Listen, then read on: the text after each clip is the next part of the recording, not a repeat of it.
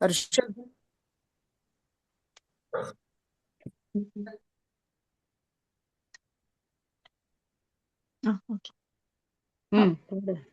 పాడాలమ్మా. పాడండి.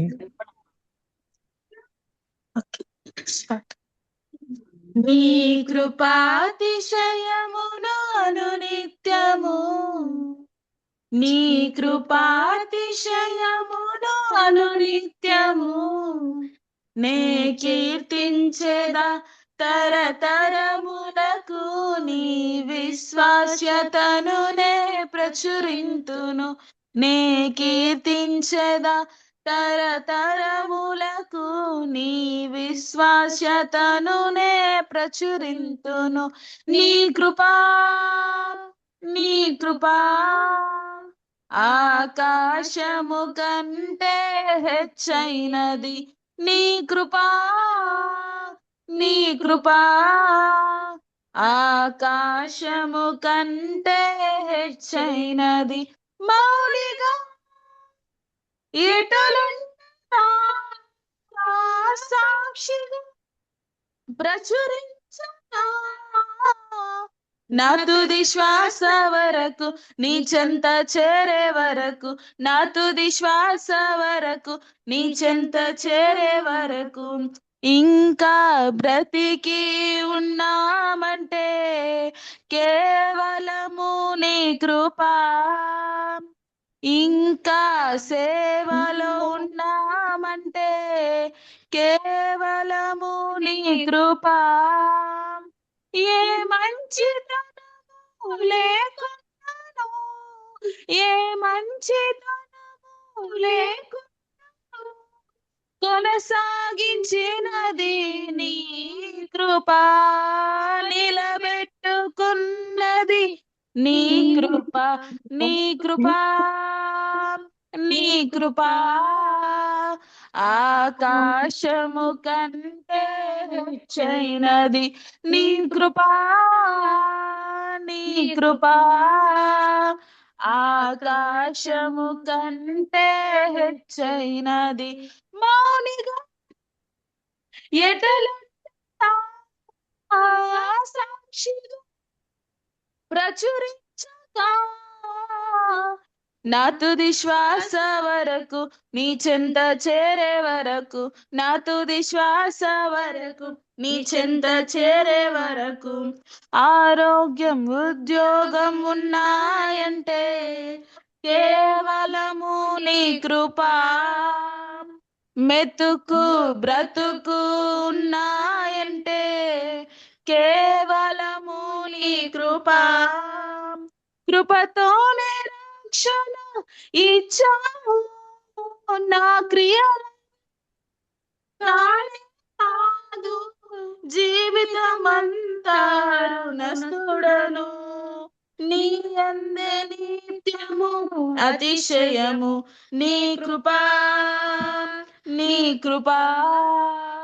ఆకాశము కంటే హెచ్చైనది నీ కృపా, నీ కృపా. ఆకాశము కంటే హెచ్చైనది. మౌనిగా ఎటులున్నా సాక్షిగా ప్రచురించగా, నా తుది శ్వాస వరకు, నీ చెంత చేరే వరకు, నా తుది శ్వాస వరకు, నీ చెంత చేరే వరకు. 10 తరములుగా వెంటాడిన మోయాబు శాపము, నీ కృపను శరణు వేడగా మార్చనే 1000 తరము. అన్యురాలును ధన్యురాలుగా మార్చినది నీ కృపయే నన్ను దీవించగా. ఏ శాపము నాపై పని చేయదు, నీ కృపా, నీ కృపా. ఆకాశము కంటే హెచ్చైనది నీ కృపా, నీ కృపా. ఆకాశము కంటే హెచ్చైనది. మౌనిగా ఎటులుండెదా సాక్షిగా ప్రచురించక నా తుది శ్వాస వరకు నీ చెంత చేరే వరకు, నా తుది శ్వాస వరకు నీ చెంత చేరే వరకు. ఇల్లు వాహనమున్నాయంటే కేవలము నీ కృపా, బలము ధనము ఉన్నాయంటే కేవలము నీ కృపా.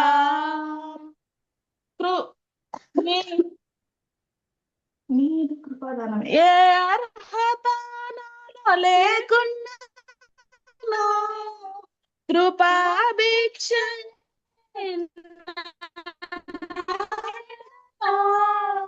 జీవితమంతా పాడెదను నీ కృపా, నీ కృపా. ఆకాశము కంటే హెచ్చైనది నీ కృపా, నీ కృపా. ఆకాశము కంటే హెచ్చైనది.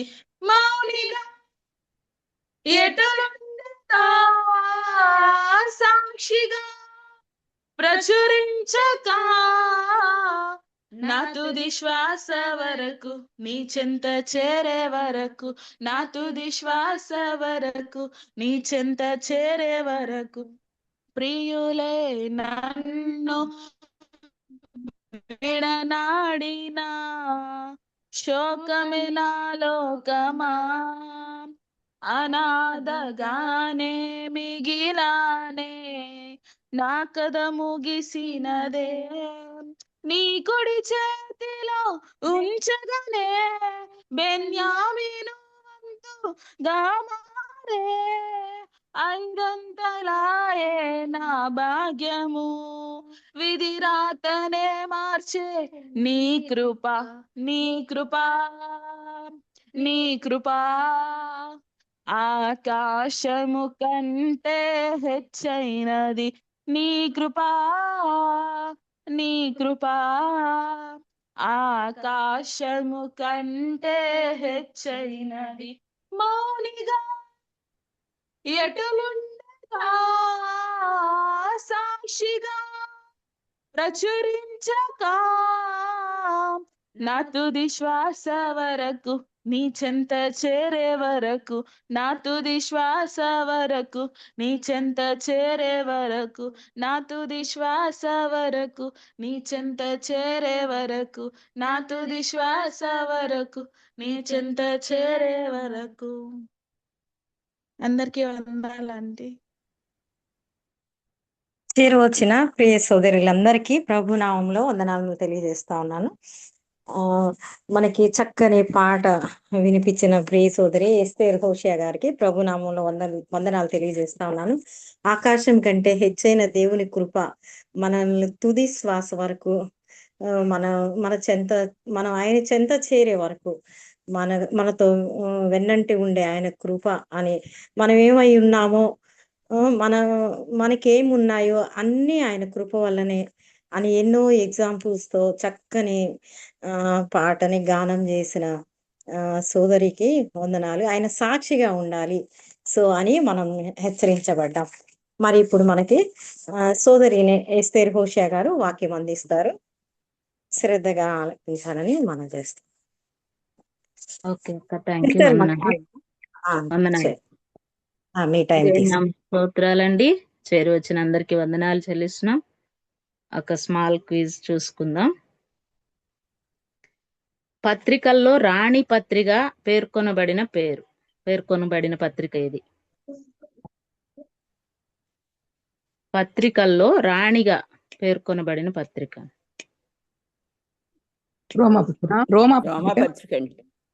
రోమపత్రిక కాదా? కొరింది రాసిన మొదటి పత్రిక 13వ అధ్యాయం. కొరింది మొదటి పత్రిక ఎఫ్ఎస్సి పత్రికనా? ఎఫ్ఎస్సి పత్రిక కరెక్ట్ రాసుకొని ఉన్నాను, ఘనత వహించిన థెయోఫిలా అనే మాటతో ప్రారంభమయ్యే పుస్తకం. లూకాసు వార్త లూకాసు వార్త అపోస్తుల కార్యములు అపోస్తల కార్యాలు. లూకాసు వార్త, అపోస్తలుల. లూకాసు వార్త. ఆదాము పేరుతో మొదలయ్యే పుస్తకం. యా ఆదాము మొదలుకొని. మత్తయి సువార్త అండి. కాదు, కాదు సమూయేలు. పాత నిబంధన అండి. పాత నిబంధన. దినవృత్తాంతం. ఆదాము దినవృత్తాంతాలు కాదా ఇస్తే? దినవృత్తాంతాలు రాసిన మొదటి గ్రంథం. రైట్. బర్నబాకు సమీప జ్ఞాతి. జాన్ మార్క్ జాన్ మార్క్ గారు. బేతేలు అను పదమునకు అర్థం. దేవుని మందిరం. దేవుని మందిరం. ఇల్లు. దేవుని ఇల్లు. దేవుని ఇల్లు. బేత్సయిదా అనగా రొట్టెలు. బెసైద అంటే స్వస్థత.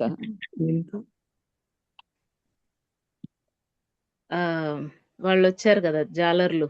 బేత్సయిదా చేపలు పట్టే ఇల్లు. బేత్సయిదా అంటే చేపలు పట్టే ఇల్లు అండి.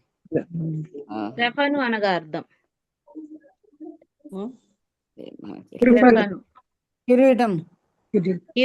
కిరీటం. కేజీ మమ్మీ గారు. బాబేలు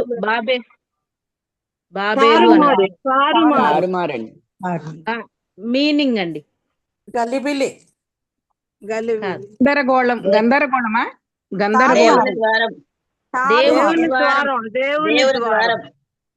మంజులక్క దేవుని ద్వారం అని చెప్పారు. Right answer. సంసోను అంటే మీనింగ్ ప్రతిష్ఠితం. రైట్ అండి. గెహాజీ అనగా గెహాజీ. ఓకే. సూర్యుడు. దేవుని దర్శనం. దర్శన లోయ. ఓకే. నిప్పురవ్వలు పైకి ఎగురునట్లు నరులు డాష్ కే పుట్టుచున్నారు. శ్రమానుభవమునకే. రైట్ ఆన్సర్ అండి. 3 అధ్యాయములు కలిగిన పుస్తకములెన్ని? అవి ఏవి? చూసి చెప్పండి. బైబిల్ ఉంది కదా. తీతు పత్రిక కరెక్టా? తెస్సలోనిక, హబక్కుకు, జఫన్య, నహూము గ్రంథం కూడా. 3. 5 తెస్సలోనిక, మొదటి తెస్సలోనిక, తీతు, 2వ తెస్సలోనిక, నహూము, హబక్కుకు, జఫన్య కూడా ఇస్తే. గ్రంథం కూడా. నహూము, హబక్కుకు, తెస్సలోనిక, తీతు. 5 3 అధ్యాయాలు చూడు. ఓకే అండి. 7 ఉన్నాయి. 7 యోవేలు, నహూము, హబక్కుకు, జఫన్య, 2 దెస్సలోనికలు, తీతుకు, 2 పేతురు.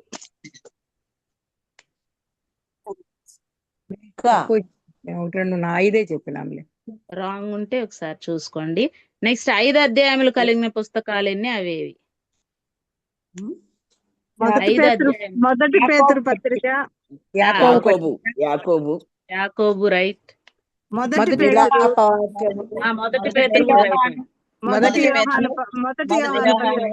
ఓకే అండి. ఒకటో దశలోనిక విలాప వాక్యములు. రైట్. అందరు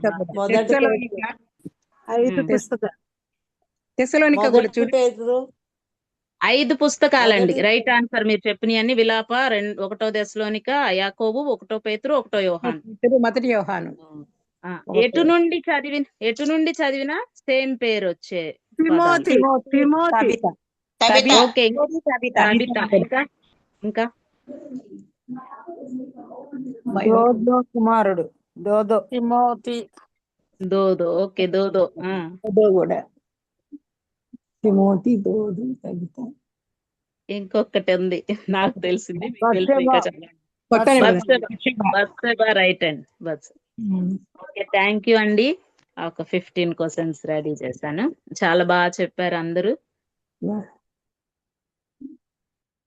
దేవుని నామ స్తోత్రాలు. దేవుడిచ్చిన ఈ యొక్క మంచి అవకాశాన్ని బట్టి దేవుణ్ణి స్తుతిస్తా ఉన్నాను.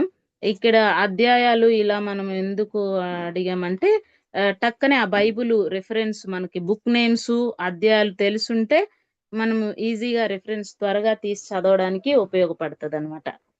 కేజీఆ మమ్మీ గారు అంటూ ఉంటారు, అసలు చెప్పకుండానే తీస్తున్నావు, ఎంత ఫాస్ట్ గా ఎలా తీస్తున్నావు అంటారు నన్ను. అది కొంచెం మనకు బుక్ నేమ్స్, అధ్యాయాలు ఎన్ని ఉన్నాయి అవన్నీ మనం ఫస్ట్ తెలుసుకొని ఉంటే ఈజీగా వస్తుంది అనమాట. అయితే దేవుడు బైబిల్లో చాలా మంది గురించి సాక్ష్యం చెప్పారు కదా. దేవుడే స్వయంగా ఫర్ ఎగ్జాంపుల్ మనం చూసుకున్నట్లయితే దావీదు గురించి నా ఇష్టానుసారుడని, యోబు గురించి ఆ భయభక్తులు కలిగిన భయభక్తులు కలిగిన ఆయన, చాలా దేవుని యందు భయభక్తులు కలిగిన ఆయన అని, నీతిమంతుడని. ఇలా చాలా మంది గురించి సాక్ష్యం చెప్పారు. కానీ మరి నీ గురించి, నా గురించి, మన గురించి దేవుడు ఏ సాక్ష్యం చెప్పగలుగుతున్నారు? మరి అది సత్యమేనా? పౌలు గారు అంటారు, ఒక యేసుప్రభు కూడా అంటాడు, నేను సాక్ష్యం చెప్తున్నాను, నా సాక్ష్యం సత్యము అని చెప్తారు. పౌలు గారు కూడా చెప్తాడు, అతని గురించి నేను చెప్పుచున్న సాక్ష్యం సత్యము అని. నిజంగా మరి ఈ సత్యమైన సాక్ష్యము దేవుడు మన గురించి చెప్పగలుగుతున్నారా?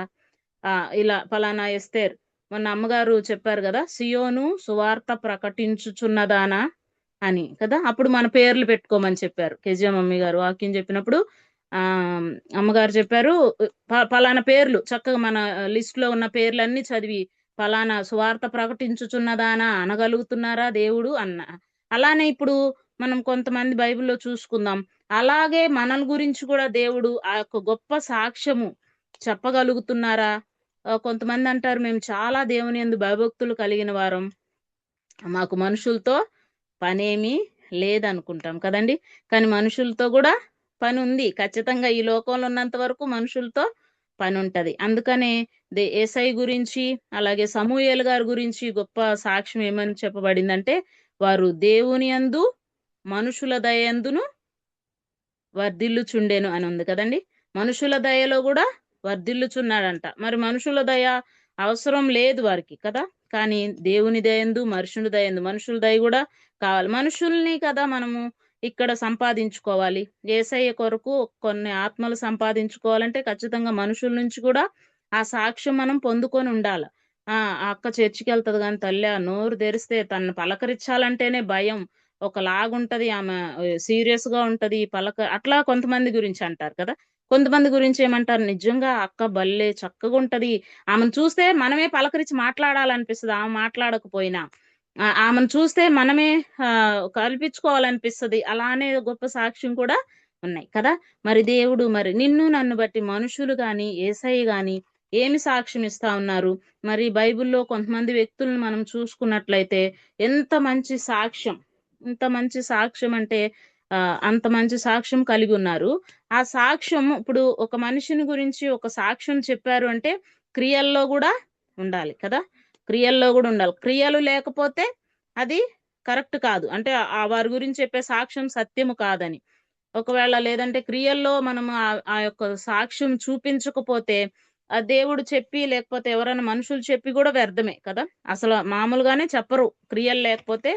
అది అది మనం చేసే వారంగా ఉండాలన్నమాట. అది చేస్తేనే. ఇప్పుడు యోబు గారు ఉన్నారు, ఎన్నో శ్రమలు అనుభవించారు, ఎన్నో శ్రమలు. నిజంగా అన్ని శ్రమల్లో ఉంటే ఖచ్చితంగా నేను కూడా యోబు భార్యలాగా అంటానేమో అనిపిస్తుంది కొన్నిసార్లు. మా హస్బెండ్ తో నేను అలా అంటాను కదా. అంటే ఎప్పుడైతే ఉన్నత స్థితిలో బాగుంటామో అప్పుడు బాగుంటాం కదా.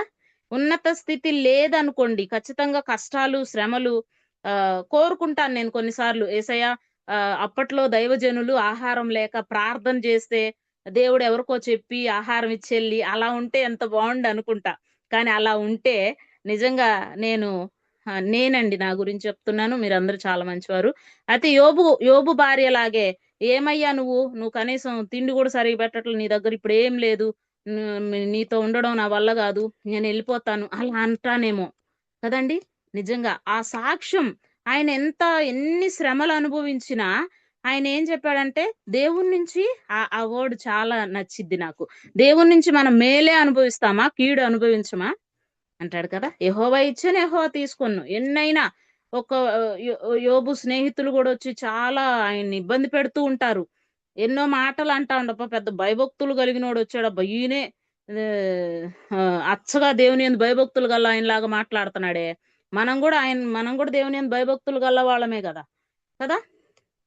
మరి కొంతమంది హిందూస్ కూడా అంటారు మాకు యేసయ్య అంటే ఇష్టమే అని చెప్పినందువల్ల మనము నిజంగా దేవుని యందు భయభక్తులు కలిగినట్లు లేకపోతే అలా కాదనమాట. మనము ఆయన్ని చూపించగలగాలి. ఎప్పుడైతే మనం క్రియల్లో ఆయన్ని చూపిస్తామో అప్పుడు నిజంగా మనం దేవుని యందు భయభక్తులు కలిగిన వారం, ఆయన బిడ్డలుగా ఉన్నవారం, ఆయన నుండి మంచి సాక్ష్యము పొందుకోగలిగిన వారం. మరి మనల్ని బట్టి ఆ సాక్ష్యం దేవుడు ఇవ్వగలుగుతున్నారా? ఇస్తే మరి వాక్యంలో ఉంది కదా, వాక్యము లేకుండానే మీ భర్తను రాబట్టవచ్చును, పేతురు పత్రికలో. అలా వాక్యం లేకుండానే మన క్రియలు వారికి చూపించినప్పుడే వారు పర్వాలేదండి, మనం ఈ స్థితిలో అయినా ఇద్దరం కలిసి మోకరించి ప్రార్థన చేద్దాం, యేసయ్య ఇస్తాడు అని నేను ధైర్యం చెప్పగలిగినప్పుడు అప్పుడు నా క్రియ చూపించినట్టు కదండి. కానీ వేరే ఇప్పుడు యోబు భార్యలాగా ఏదో ఒకటి చేసి నువ్వు యథార్థతను వదిలేసి మరణము కమ్ము అలా అన్నాం అనుకోండి, అప్పుడు యేసయ్య క్రియలు మనలో లేనట్లే, అంటే ఆ సాక్ష్యం మనము పొందుకోనట్టే అనమాట. అలాగే ఒకసారి చూద్దాము ఒక నలుగురు గురించి, దేవునిలో మరి ఉన్నవారి గురించి చెప్తాను, దేవునిలోకి ఇష్టం లేని వ్యక్తిని గురించి కూడా చూద్దాం. అయితే మనం ఎలా ఉన్నాం దేవుని బిడ్డలుగా, దేవుని ఒక మనుషుల దగ్గర నుంచి గాని యేసయ్య దగ్గర నుంచి గాని ఇలాంటి గొప్ప సాక్ష్యం మనం పొందుకోగలుగుతున్నామా లేదా అనేది ఇది మనల్ని మనం పరిశీలన చేసుకుందాం. నెహెమ్యా గ్రంథం 7వ అధ్యాయం 2వ వచనం చదువుకుందాం.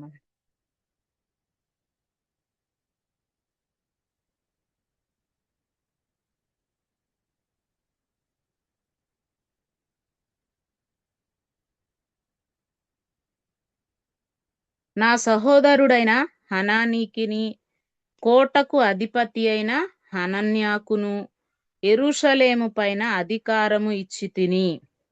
హనన్యా నమ్మకమైన మనుషుడు, అందరికంటే ఎక్కువగా దేవుని ఎదుట భయభక్తులు కలవాడు కదండి. ఇక్కడ హనన్యా గురించి చూస్తా ఉన్నాం. హనన్యా నమ్మకస్తుడంట, మనుషుడు, అందరికంటే ఎక్కువగా దేవుని యందు భయభక్తులు. అంటే చెప్పాలంటే ఇప్పుడు నెహెమ్యా గారి దగ్గరున్న వ్యక్తులందరికంటే కూడా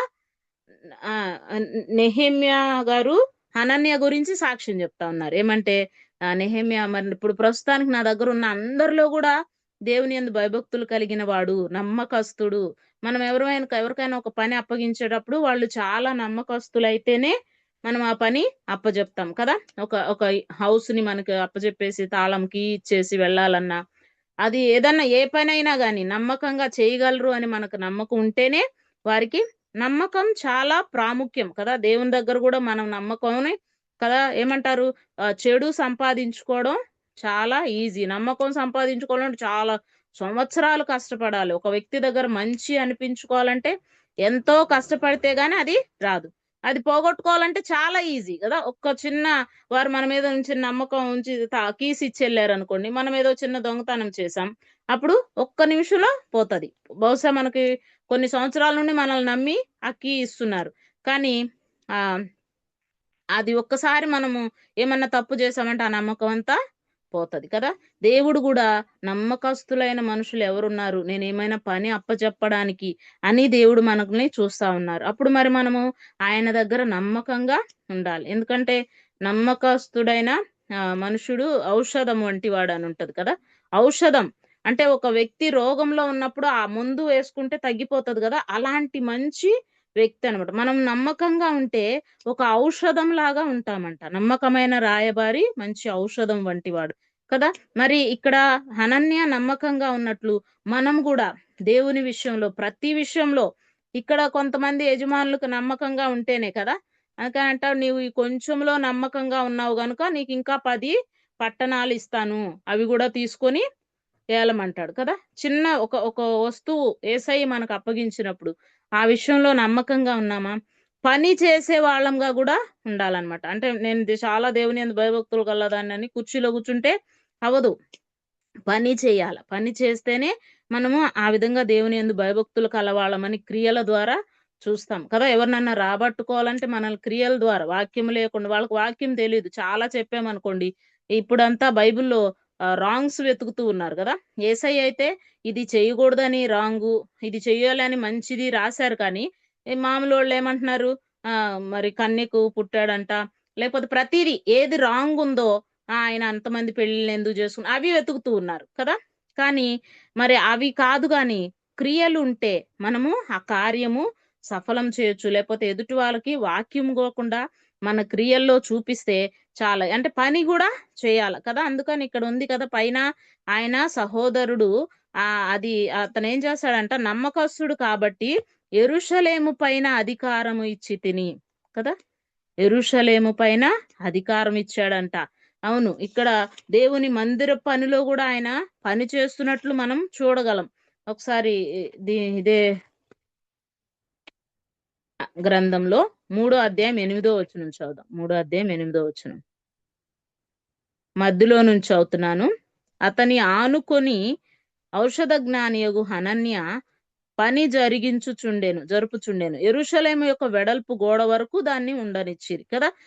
వాళ్ళు ఒకళ్ళ తర్వాత ఒకళ్ళు పని చేసేటప్పుడు ఇతను కూడా వచ్చి అందుకుంటా ఉన్నాడు ఆ పని. నెక్స్ట్ ఆ పనిలో ఈయన నమ్మకంగా పని చేస్తా ఉన్నాడు. పని చేస్తేనే మనం నమ్మకస్తులమని చెప్పుకోగలం. ఇప్పుడు ఆయన ఇచ్చిన తలాంతుని ఇప్పుడు అధికము చేసి చూపిస్తేనే, ఊరికే ఉంటే పని చేయకుండా అది అధికం కాదు కదా. అందుకనే అతను భూమిలో పాతిపెట్టి మామూలు పని ఏమి చేయకుండా ప్రశాంతంగా ఉన్నాడు. చెడ్డదాసుడా అంటాడు కదా, చెడ్డదాసుడా అంటాడు. పని చేస్తేనే ఆ నమ్మకం మనం వారికి చూపించగలం.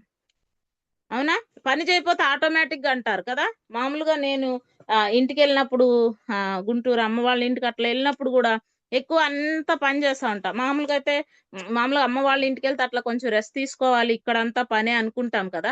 కానీ పని చేస్తుందని పాప వస్తే బాగా పని చేస్తుంది, అందరితో హెల్ప్ గా ఉంటది అని చెప్తా ఉంటారు అనమాట. అట్లా పని చేస్తేనే మనము దానిలో మనము వారికి చూపించగలం మనం దేవుని యందు భయభక్తులు, నమ్మకం కూడా. ఈయన మరి నమ్మకస్తుడు, అలాగే అందరికంటే దేవుని యందు భయభక్తులు కలవాడు కదా. ఇది చాలా మంచి సాక్ష్యం, చాలా మంచి సాక్ష్యం. మనం ఉన్నాం కదా. మరి ఇప్పుడు మరి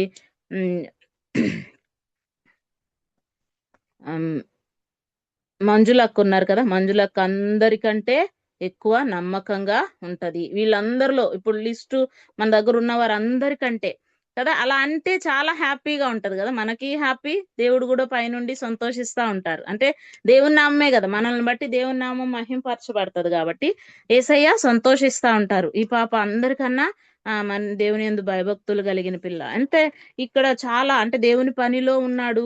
మరి తర్వాత ఇంకా 12:42 కూడా ఒకసారి చూద్దాం. నెహెమ్యా గ్రంథంలోనే 12:42 అక్కడ కూడా ఒక వర్క్ చేస్తా ఉన్నారనమాట.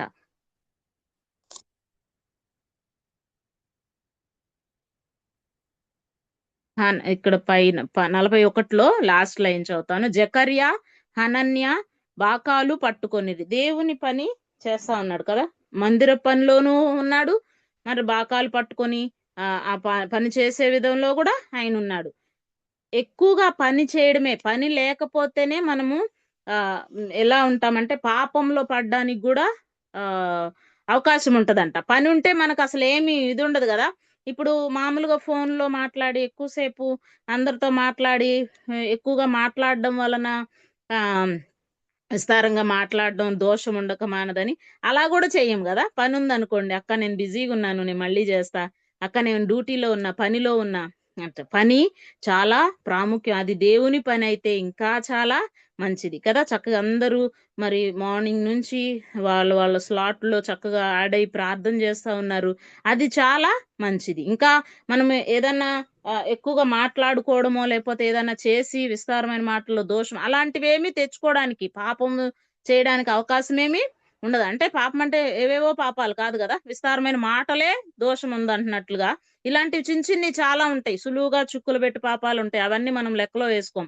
ఓన్లీ పెద్ద పెద్ద పాపాలు, గొప్ప పాపాలే లెక్కలో వేసుకుంటాం. కానీ ఇలాంటి విషయాల్లో కూడా ఇది కూడా చేయకుండా పని ఉంటే, ఏదైనా కానీ ఎవరికైనా మనం పని చేస్తే, అసలు మామూలుగా అయితే ఎక్కడన్నా పనిలో ఉన్నప్పుడు సైలెంట్ లో పెట్టేస్తాం, అక్క నేను పనిలో ఉన్నాను, ఒకవేళ లిఫ్ట్ చేయగలిగితే పనిలో ఉన్నాను మళ్ళీ మాట్లాడితే పెట్టేస్తాం. ఇంటికి వెళ్ళినప్పుడు, డ్యూటీలో లేకపోతే ఏ పనిలో ఉన్నా గానీ ఇది యేసయ్య పని అయితే ఇంకా చాలా గొప్ప భాగ్యం అన్నమాట. అప్పుడు మనకి ఆ పాపం చేసే అవకాశము ఉండదు.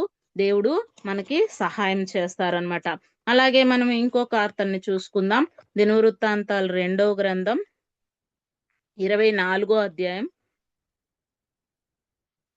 16వ వచనం. దినవృత్తాంతాలు 2వ గ్రంథం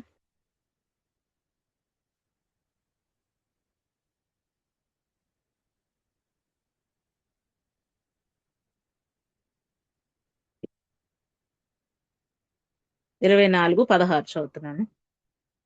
అతడు ఇశ్రాయేలీయులలో దేవుని దృష్టికిని తన ఇంటి వారి దృష్టికిని మంచివాడై ప్రవర్తించెను కనుక జనులు దావీదు పట్టణమందు రాజుల దగ్గర అతని పాతిపెట్టిరి. ఇక్కడ మనం చదువుకున్న వ్యక్తి పేరు యెహోయాదా కదా. ఇక్కడ మనం చదువుకున్న వ్యక్తి పేరు యెహోయాదా. యెహోయాదా గురించి మనందరికీ తెలుసు కదా. యెహోషబతు హస్బెండ్. ఆయన యాజకుడు. ఆయన మరి ఎంత అంటే ఇంటి వారిలో కూడా నమ్మకస్తుడంట కదా.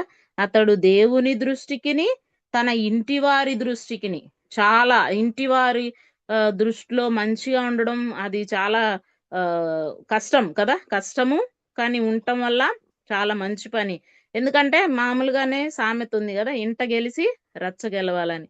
ఎక్కువ ఇంట్లో వాళ్ళే ముందు మంచి సాక్ష్యం మన ఎడల చెప్పాలి. అప్పుడే బయట వాళ్ళు మంచి సాక్ష్యం చెప్పగలుగుతారు. ముందు ఇంట్లో వాళ్ళు చెప్పగలిగితే బయట వాళ్ళు మంచి సాక్ష్యం ఇస్తారు ఆటోమేటిక్. ఇంట్లో వాళ్ళతోనే మన నిజంగా చాలా సార్లు మనము ఇంట్లో వాళ్ళ గురించి ఎక్కువగా ప్రార్థన చేయాలి కదా. ఇంట్లో వాళ్ళు మన ప్రవర్తన చూసి ఈమె చాలా మరి గుణవతి అయిన భార్య గురించి చూసేటప్పుడు భర్త మెచ్చుకుంటాడు, పిల్లలు కూడా లేచి ధన్యురాలంటారంట.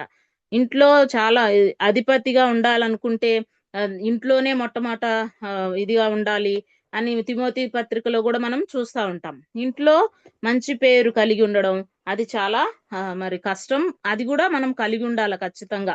పిల్లలు లేచి మనల్ని ధన్యురాలనాలి. భర్త కూడా చాలా మంది పతివ్రత ధర్మం అనుసరించారు, వారందరినీ నీవు మించిన దానవు. అలాంటి గొప్ప సాక్ష్యం మనం ఇంటిలో కూడా ఆ సాక్ష్యం యెహోయాదా తన ఇంట్లో కలిగి ఉన్నాడండి. ఎంత మంచి సాక్ష్యం కదా కలిగి ఉన్నాడు. అయితే మరి దేవుని దృష్టికిని మంచివాడు చాలా ప్రాముఖ్యం. ఇంట్లో వాళ్ళు కొన్నిసార్లు మెప్పించలేకపోవచ్చు. కొన్నిసార్లు జనులకి మనం వాళ్ళ ఇష్టానుసారంగా ఉండడానికి చాలా కష్టం, అది చేయలేకపోవచ్చు. ఎందుకంటే మనుషులకి ఖచ్చితంగా సాటిస్ఫై చేయలేము మనుషుల్ని అస్సలు, ఎంతన్నా వాళ్ళకి మనం చేయని. కాబట్టి దేవుని దృష్టికి ఖచ్చితంగా మనము మంచివారుగా ఉండవలసిన బాధ్యత ఉంది, భారం ఉంది. మనం దేవుని బిడ్డలుగా ఖచ్చితంగా దేవుని దృష్టికి మంచివారుగా ఉండాలి. ఎందుకంటే దేవుని బిడ్డలు అయ్యే దేవుని దృష్టికి చెడ్డవారుగా ఉన్నవారు ఉన్నారు కదా. దేవుని దృష్టికి మంచివారుగా ఉండడం చాలా ప్రాముఖ్యం. ఏలీ కుమారులు మందిరంలోనే ఉన్నారు, మనకందరూ తెలిసిన వాక్యమే. మరి వారు దేవుని దృష్టికి వారి యొక్క పాపము బహు గొప్పదాయను అని ఉంటది కదండి. దేవుని దృష్టికి మంచివారుగా లేరు, చెడ్డవారుగా ఉన్నారు. మరి యేసయ్య బిడ్డలమైన వారు మనం దేవుని దృష్టికి ఖచ్చితంగా మంచివారుగా ఉండాలి కదా. మరి తర్వాత ఇంకొకళ్ళు దేవుని దృష్టికి మంచివారుగా లేనివారు ఉన్నారు. అలా మరి దేవుని దృష్టికి మనం ఖచ్చితంగా మంచివారై ప్రవర్తించినప్పుడు మరి నిజంగా ఈయన ఏం చేశాడు? యోవాషుని, మనకందరికి తెలుసు కదా, యోవాషుని మరి అతల్య రాజకుమారులందరిని చంపేస్తుంటే అది కష్టమైన కార్యం. కానీ భార్యాభర్తలు ఇద్దరు ఎంతో ఓపిగ్గా జాగ్రత్తగా దాచిపెట్టి ఆ బాబుని పెంచి కదా.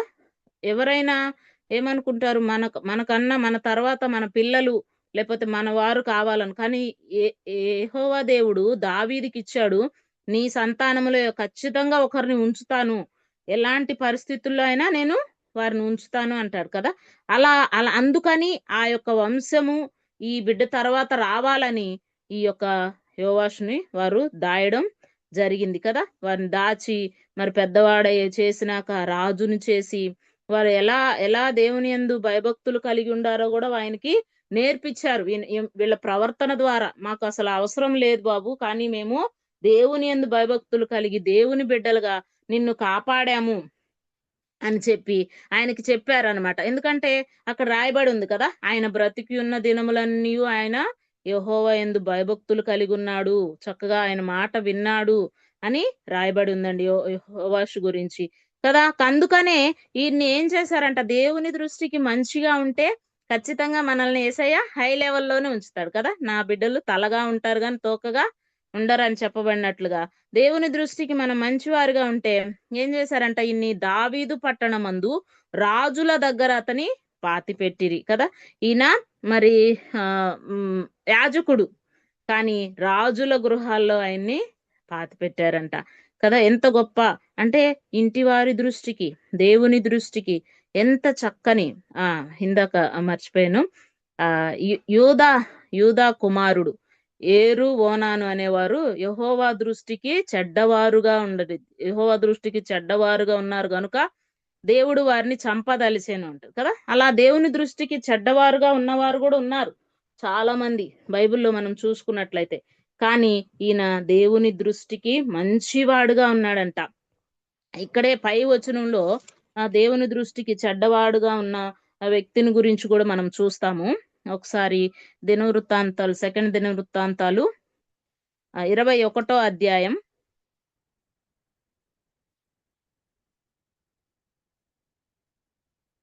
20వ వచనం, 21, 20. అతడు ఏలన ఆరంభించినప్పుడు 32 వాడు యెరూషలేములో 8 సంవత్సరములు ఏలి ఎవరికిని ఇష్టము లేనివాడై అతడు చనిపోయెను. కనుక రాజుల సమాధుల్లో కాక దావీదు పురమందు వేరే చోట జనులు అతని పాతి పెట్టిరి కదా. దేవుని దృష్టికి చెడ్డవాడుగా ఉన్నాడు. దేవుని దృష్టికి, ఎవరి దృష్టికి, మనుషుల దృష్టికి కూడా భయభక్తులు కలిగిన వ్యక్తిగా మనం ఇతన్ని చూడడం లేదు కదా. మనుషుల దృష్టికి, ఎవరి దృష్టికి అని ఉంది కదా, ఎవరికి ఇష్టము లేనివాడై. అలాంటి బ్రతుకు బతికి ఉన్నా ఒకటే లేకపోయినా ఒకటే ఈ బ్రతుకు, ఎవరికి ఇష్టం లేదు వాడంటే అంటారు కదా. అట్లా అంటే ఎవరికి ఇష్టం లేకుండా చనిపోయాడు. యెహోరాము అండి చనిపోయాడు. అందుకనే ఆయన్ని ఎట్లా అంట, రాజుల గృహంలో కాకుండా, ఇందాక యాజకుడి గురించి చెప్పుకున్నాం, ఆయన రాజుల గృహంలో, రాజుల అది పెట్టే చోట ఆయన సమాధి చేసి, ఈయన రాజుల సమాధుల్లో కాక దావీదుపురం వేరే చోట, ఎక్కడో చోట పెట్టేశారనమాట. మరి దేవుని దృష్టికి మంచిగా ఉండడం చాలా ఖచ్చితంగా మనం చేయాల్సిన పని కదా, మనము నెరవేర్చవలసిన పని అని ఇక్కడ చూస్తా ఉన్నాం. ఇంకొక వచనం చూసుకుందాం. ఎస్తేరు గ్రంథం, ఎస్తేరు 10వ అధ్యాయం 3వ వచనం. 10వ అధ్యాయం 3వ వచనం. యూదుడైన మొర్దెకై రాజైన అహష్వేరోషునకు ప్రధానమంత్రిగా ఉండి తన వారందరితో సమాధానముగా మాట్లాడుచు తన జనుల యొక్క క్షేమమును విచారించువాడును యూదులలో గొప్పవాడునై తన దేశస్థులో చాలా మందికి ఇష్టుడుగా ఉండెను. తన దేశస్థుల్లో చాలా మందికి ఇష్టుడుగా ఉండెను. తన వారందరితో సమాధానముగా మాట్లాడుతున్నాడు. ప్రధానమంత్రిగా ఉండి తన జనుల యొక్క క్షేమమును విచారించువాడు కదా, క్షేమమును విచారించువాడు. ఇక్కడ మనం చూసినట్లయితే మొర్దెకై గురించి వింటూ ఉన్నాం. మొర్దెకై గారు కూడా మరి ఎంత మంచిగా అంటే అతను హెచ్చించబడిన తర్వాత మొట్టమొదట ఎక్కడున్నాడు, రాజు యొక్క గేట్ దగ్గర ఉన్నాడు, వాచ్మెన్ లాగా. కానీ దేవుడు ఆయన ద్వారా ఒక మంచి కార్యము జరిగించి హెచ్చించారు కదా. ఎలా హెచ్చించారంటే ప్రధానమంత్రిగా హెచ్చించారు. ఆయన ప్రధానమంత్రిగా ఉండి కూడా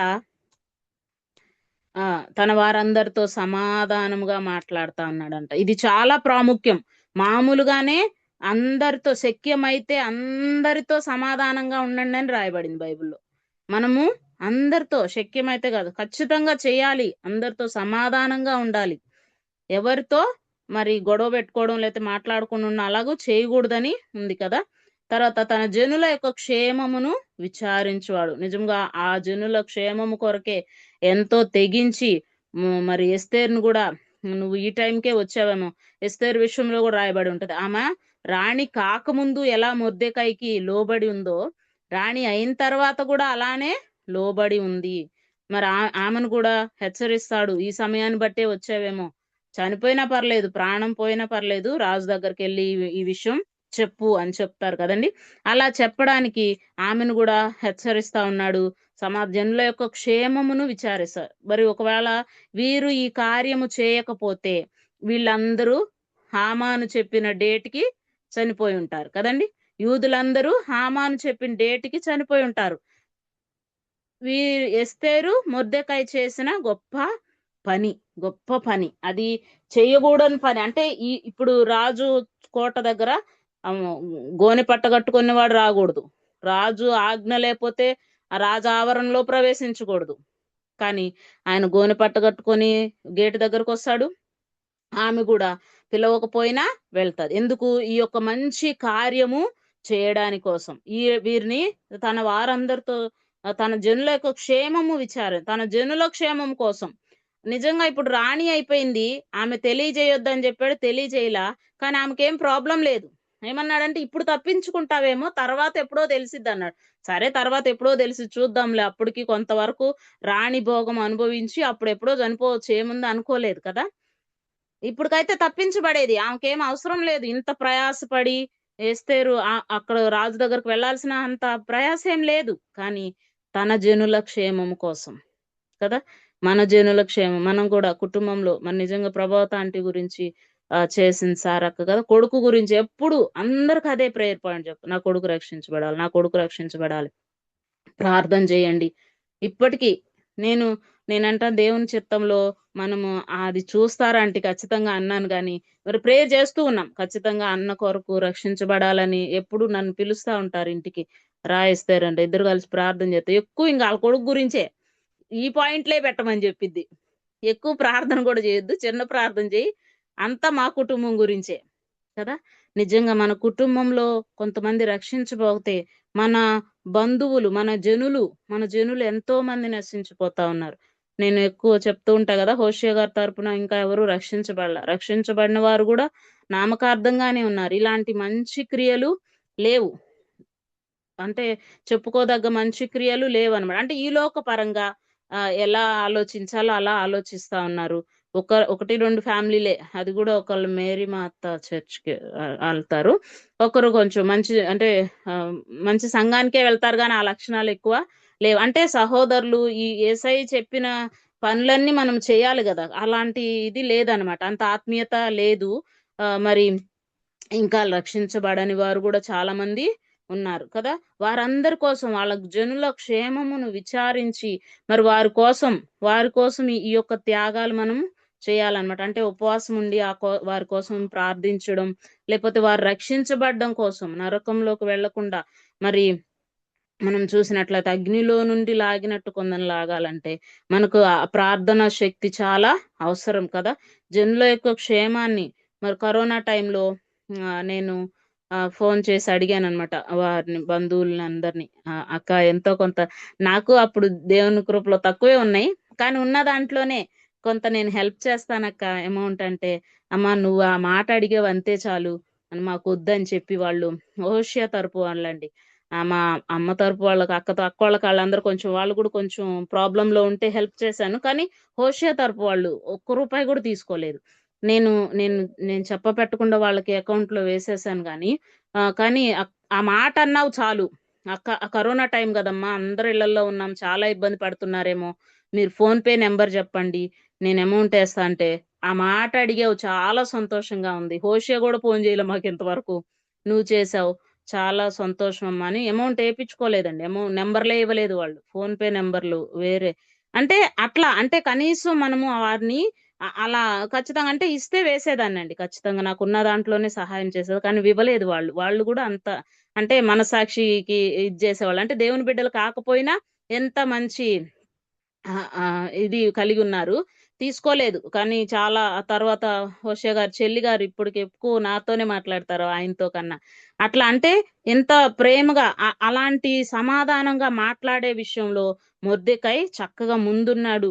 ప్రధానమంత్రిగా ఉండి తన జనుల యొక్క క్షేమమును సమాధానంగా మాట్లాడే విషయం మనం ఏమి చేయవసరం లేదు కదా. నిజంగా ఇప్పుడు నేను అమౌంట్ వేయలేదు, కానీ సమాధానంగా మాట్లాడితే వాళ్ళకి ఎంత సంతోషం అనిపించింది కదా. అలాంటి మాటలు మనం మాట్లాడాలి. మన జనుల క్షేమం కోసం.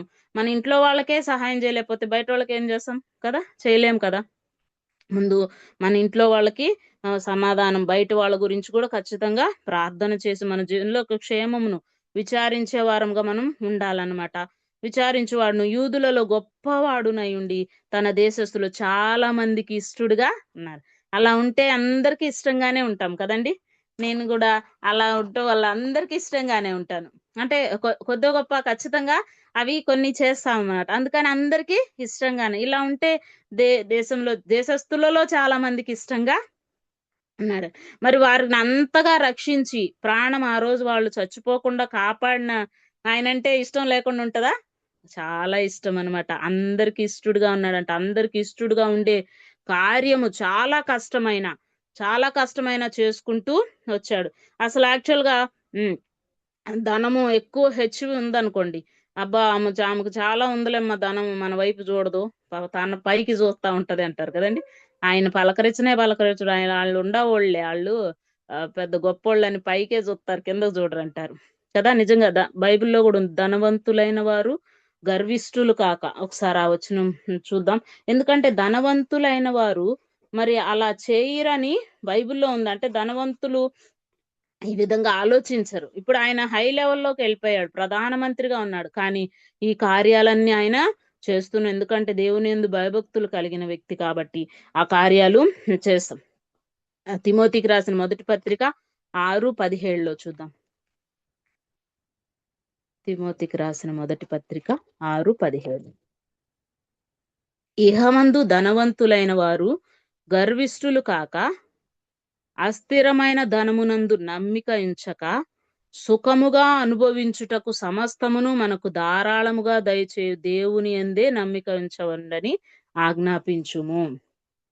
తిమోతికి చెప్తా ఉన్నాడు పౌలు గారు, ఇహమందు ధనవంతులైన వాళ్ళు గర్విష్ఠులు.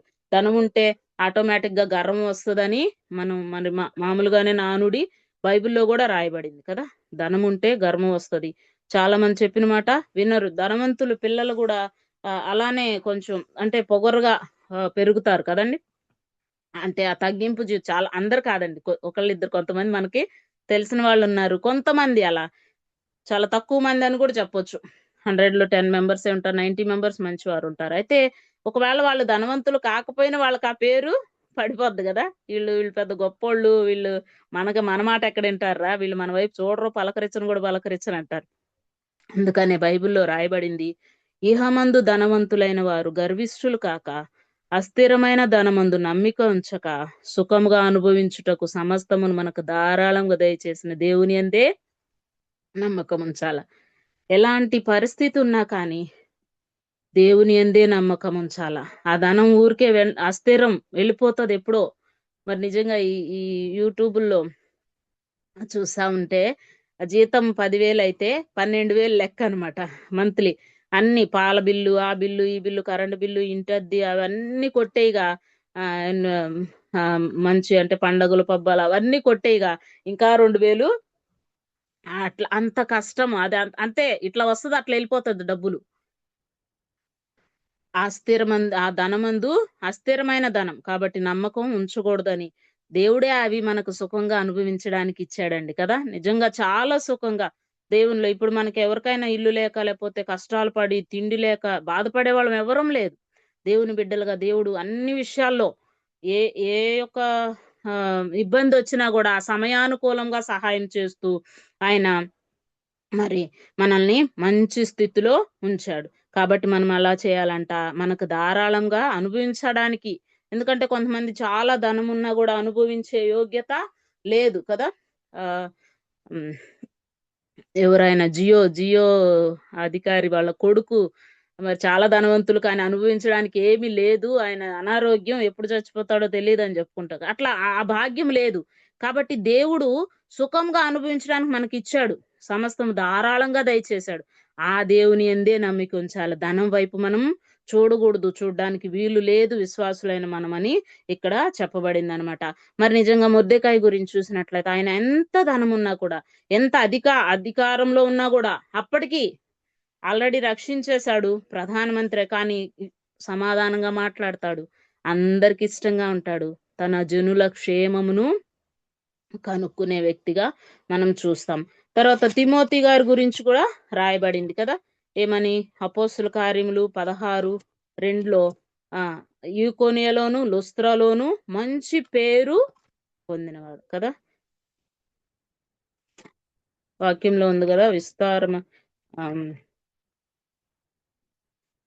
మంచి పేరు మేలు, సుగంధ తైలము కంటే మంచి పేరు మేలు కదా. మంచి పేరు సంపాదించుకోవాలి. మంచి పేరు దేవుని నుంచి ప్రసంగిలో ఉంటదమ్మా. ప్రసంగిలో ఉంటదండి. అదే సుగంధ తైలం కంటే మంచి పేరు మేలు. మంచి పేరు.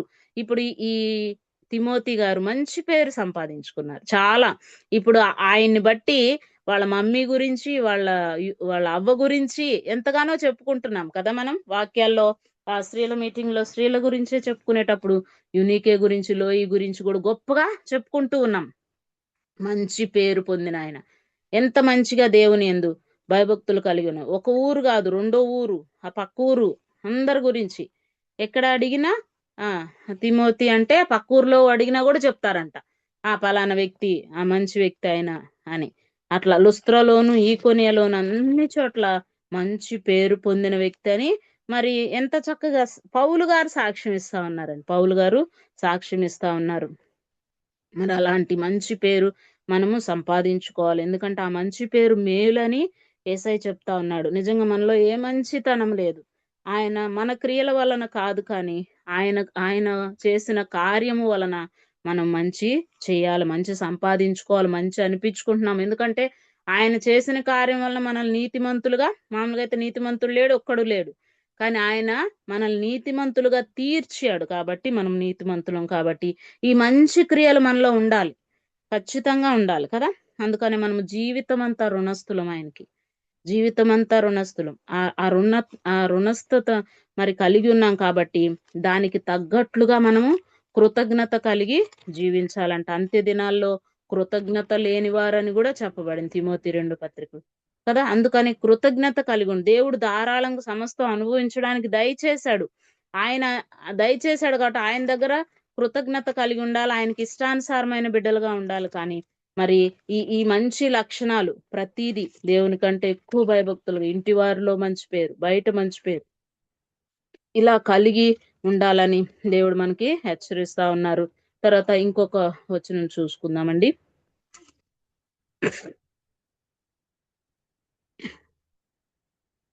యోహాను 3వ పత్రిక, యోహాను 3వ పత్రిక ఒకే అధ్యాయం ఉంటది కాబట్టి 12వ వచనం చదువుతున్నాను. 12వ వచనం.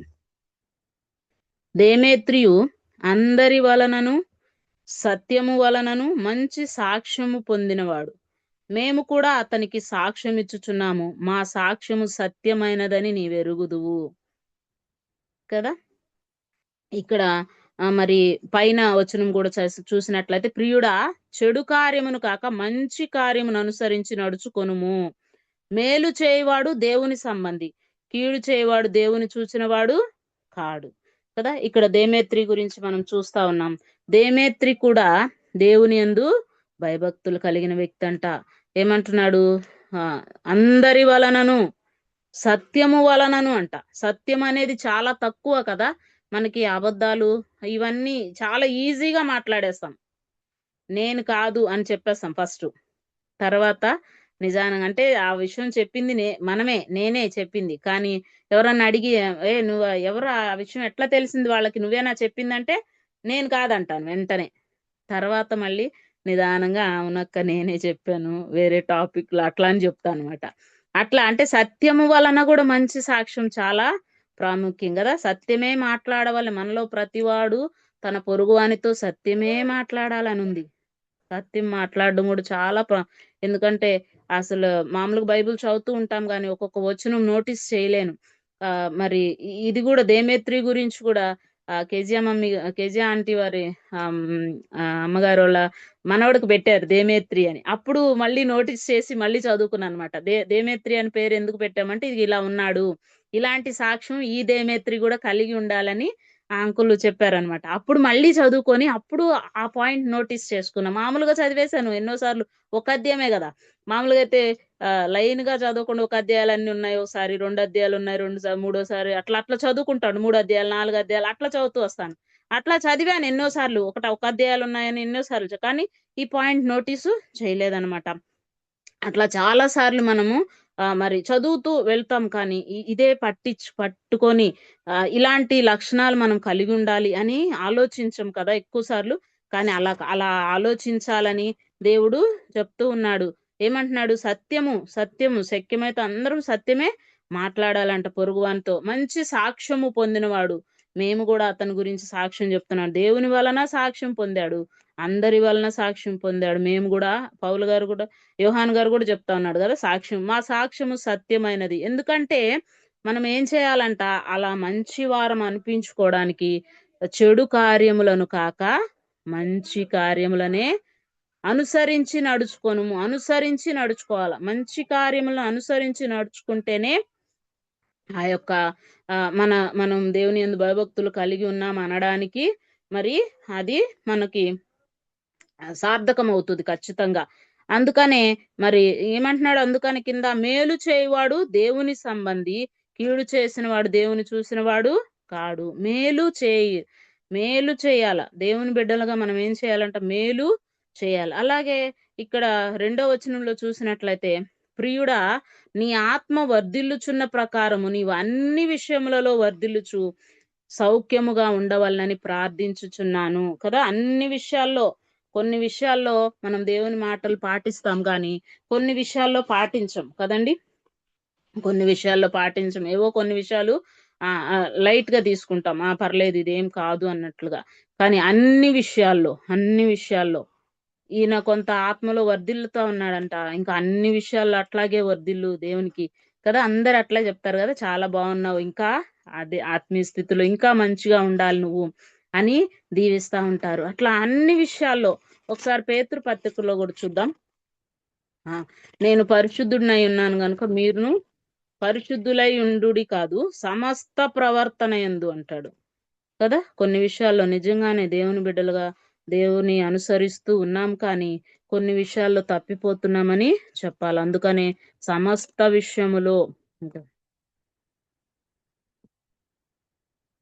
14 చదువుతానండి.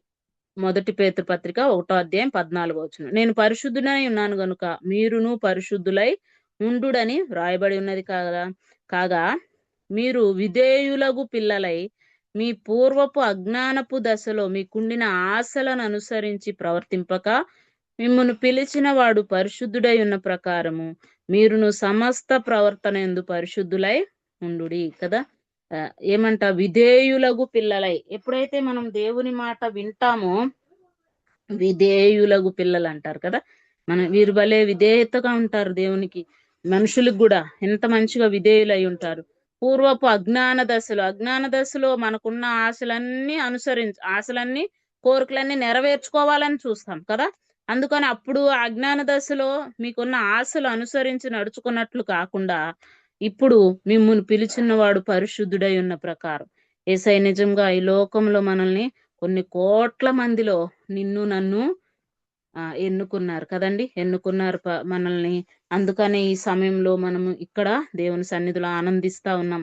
ప్రతి దినము 4 గంటల నుండి 5:30 వరకు దేవుని సన్నిధిలో ఆనందించే భాగ్యం, మంచి వాక్యాలు, సాక్ష్యాలు, ఎంత గొప్పగా అందరి గురించి ప్రార్థించే భాగ్యము ఇస్తా ఉన్నాడు కదండి. అందుకనే మరి అప్పుడున్న ఆశలను, మనల్ని పిలిచి ఉన్నవాడు పరిశుద్ధుడై ఉన్న ప్రకారం మీరును సమస్త ప్రవర్తన అనేది చాలా ప్రాముఖ్యం అన్నమాట. ఎందుకంటే కొన్ని విషయాల్లో ఉన్నాం ఖచ్చితంగా దేవుని బిడ్డలుగా, కానీ ఇంకా ఎక్కడ తప్పిపోతున్నాము? మాటలో తప్పిపోతున్నాము, ప్రవర్తనలోను. అక్కడ తిమోతికి రాసిన పత్రికలో ఉంటది కదా, ఒకసారి ఆ వచనం చదివి ముగిస్తాను. తిమోతి పత్రికలో తిమోతికి మరి పౌలు గారు రాస్తూ అంటాడు కదా, సమస్త ప్రవర్తనలోను, మాటలోను అంటారు కదా. మాటలో చాలా మంది మనం ఈజీగా తప్పిపోతాం. మనం కొన్నిసార్లు ఈజీగా అనేస్తాం, కానీ ఆ మాట ఎదుటి వాళ్ళకి ఎంత బాధ పెడుతుందో, లేకపోతే ఎంత హర్ట్ చేస్తుందో మనకి తెలియదు. 1 తిమోతి పత్రిక 4వ అధ్యాయం 11వ వచనం. నీ యవ్వనమును బట్టి ఎవడును నిన్ను తృణీకరింపనీయకుము, కానీ మాటలోను, ప్రవర్తనలోను, ప్రేమలోను, విశ్వాసములోను, పవిత్రతలోను విశ్వాసులకు మాదిరిగా ఉండుము. విశ్వాసులైన మన ప్రతి ఒక్కరము ఇన్ని లక్షణాలు కలిగి ఉండాలంట కదా. ఇప్పుడు అన్ని చెప్పుకున్న లక్షణాలు ప్లస్ ఇవి కూడా కదా. మాటలోను, మాట చాలా ఈజీగా అనేస్తాం. తర్వాత ప్రవర్తన చాలా ప్రాముఖ్యం కదా. చెప్తాము, వింటాము, కానీ చేయడం చాలా కష్టం. వాక్యం చెప్పడం, వినడం వరకు ఓకే, కానీ చేయడం, ప్రవర్తించడం దాని ప్రకారం చాలా కష్టం కదా. మరి మన మాట ఉప్పేసినట్లు ఉండాలని ప్రతి అక్కడ ఏముంటదంటే క్షేమకరమైన మాటలే కదా. క్షేమకరమైన మాటలు మన నోటి నుండి రావాలి. ఏదన్నా ఒక తుస్కారంగా అట్లా వస్తుంది చాలా మందిలో. అలా ఉండకూడదని దేవుడు హెచ్చరిస్తా ఉన్నాడు. ప్రేమలోను, అన్నిటికంటే శ్రేష్టమైనది ప్రేమే. ఆ పత్రిక ఆ అధ్యాయం చదివేటప్పుడు అంటాను, కాల్చబడుటకు నా శరీరం అప్పగించినను ప్రేమ లేని వాడనైతే వ్యర్థుడని. అసలు ప్రేమ ఉండబట్టే కదా కాల్చబట్టకు శరీరం అప్పచెప్తున్నాడు. అంటే ప్రేమ లేకుండా కూడా కాల్చబట్టకు శరీరం అప్పచెప్తారా అనుకునేదాన్ని కదా. ప్రేమ ఉంటేనే, ఒక మనిషి గురించి మనకు ప్రేమ ఉంటే కాల్చబట్టకు శరీరం కానీ పౌలు గారు అంటున్నారు, కాల్చబట్టకు శరీరం అప్పగించినా ప్రేమ లేకపోతే అంటే బాధ్యతగా లేకపోతే ఇంకొకరాగా చేయొచ్చు, కానీ అది ప్రేమ లేకపోతే వ్యర్థమని. ప్రేమ గురించి చాలా యేసయ్య ప్రేమతో పోల్చుకుంటే మనం ఎందుకు పనికిరాం కదా. ఆయన మనల్ని ఎంతగానో ప్రేమించాడు కాబట్టి తన కుమార్ని, ఒక్కగానొక్క కుమార్ని, ప్రియమైన కుమార్ని మన కోసం అనుగ్రహించాడని రాయబడింది కదా. ఆయన మనల్ని ఎంతో ప్రేమించాను. యోహాను 3:16 కదా. దేవుడు లోకమును ఎంతో ప్రేమించకాగా ఆయన తన అద్వితీయ కుమారునిగా పుట్టినవానందు విశ్వాసం ప్రతివాడు తనకు నశింపక నిత్య జీవం పొందాలని కృపను అనుగ్రహించాడు. ఆ ప్రేమ ఆయనలో ఉంది కాబట్టి మనం కూడా ఆ ప్రేమను కలిగి జీవించాలన్నమాట. తర్వాత విశ్వాసంలో కూడా మంచి సాక్ష్యం పొందాలి. ఇప్పుడు మనందరం విశ్వాసులమే, కానీ మరి ఫలానా అక్క విశ్వాసం కంటే ఈ ఎస్తేర్ అక్క విశ్వాసం చాలా గొప్పది. మరి ఎస్తేర్ కన్నా మంజుల అక్క విశ్వాసం చాలా గొప్పదబ్బా. ఎందుకంటే అంతమంది ఇస్రాయేల్ జనాంగం ఉన్నా కూడా ఇస్రాయేల్లో ఎవ్వరిలో ఇంత విశ్వాసం చూడలేదని చెప్తాడు కదా. అలా అన్నమాట మనలో ప్రతి ఒక్కరి గురించి. నేను ఇంతమందిలో ఇస్రాయేల్ అందరిలో ఇంత గొప్ప విశ్వాసం చూడలేదని చెప్తాడు దేవుడు. అట్లా ఇప్పుడు ఈ పాప కన్నా నీలో ఇంకా మంచి విశ్వాసం ఉంది అలా చెప్పగాడు. విశ్వాసంలో అంత మంచి విశ్వాసంలో పేరు పొందిన వారంగా ఉండాలి. పవిత్రతలో పరిశుద్ధతలో అనుకున్నాం కదా. విశ్వాసులకు మాది పవిత్రతలో కూడా చాలా చాలా చాలా జాగ్రత్త కదా. ప్రతి విషయంలో పవిత్రత అనేసరికి చాలా విషయాల్లో మనం పవిత్రంగా ఉండాలి. ప్రతి విషయంలో అది కలిగి ఉన్నప్పుడే విశ్వాసులకు మాదిరిగా మనము ఉన్నట్టంట. అది చాలా ఖచ్చితంగా మనము చేయాలని ఇక్కడ పౌలు గారు తిమోతికి హెచ్చరిస్తా, అలాగే మనతో కూడా యేసయ్య మాట్లాడుతూ ఉన్నారు. కాబట్టి మరి మనము ఆయన ప్రేమను బట్టి చూసుకుంటే మనము చాలా అయోగ్యులం, మూర్ఖులం, ఇంకా మెడ వంచని వారం అంట. మెడ వంచదంట, ఇనుప నరం అంట, మెడ వంచమంట దేవుని సన్నిధిలో. అలాంటి ఎంతో మన గురించి చూస్తే చాలా భయంకరమైనవి ఉన్నాయి కదా. రీసెంట్ గానే మరి వాక్యంలో నెమరు వేసుకున్నాను, మన దోషములు దుర్వాసన గలవై స్రవిస్తున్నాయి అంట. దుర్వాసన, ఒక భయంకరమైన వాసన ఉన్న మనుషులు మనం. కానీ యేసయ్య ఆయన ప్రేమను బట్టి, ఆయన పవిత్రతను బట్టి ఆయన మనల్ని ఎన్నుకున్నాడు. అందుకనే యోహాను పత్రికలో ఉంటది, మొదట మనం ప్రేమించితిమని కాదు, కానీ మొదట ఆయనే మనలను ప్రేమించను కనుక మనం ప్రేమించుచున్నాం. మొదట ఆయనే మనల్ని ప్రేమించాడండి. మనము వీధి బయట ఉండవలసిన వారు, ఊరు చివర ఉండవలసిన వారు. అలాంటి మనల్ని దేవాలయంకు అడుగు పెట్టే అర్హత ఆయన ఇచ్చాడు. కాబట్టి అలాంటి మంచి లక్షణాలు, ఇలాంటి మంచి లక్షణాలు మనం కలిగి దేవుని నుండి గొప్ప సాక్ష్యం పొందుకొనలాగున దేవుడు సహాయం చేసి నడిపించునుగాక. అందరికీ వందనాలండి. వందనాలమ్మా. వందనాలమ్మా. వందనాలు.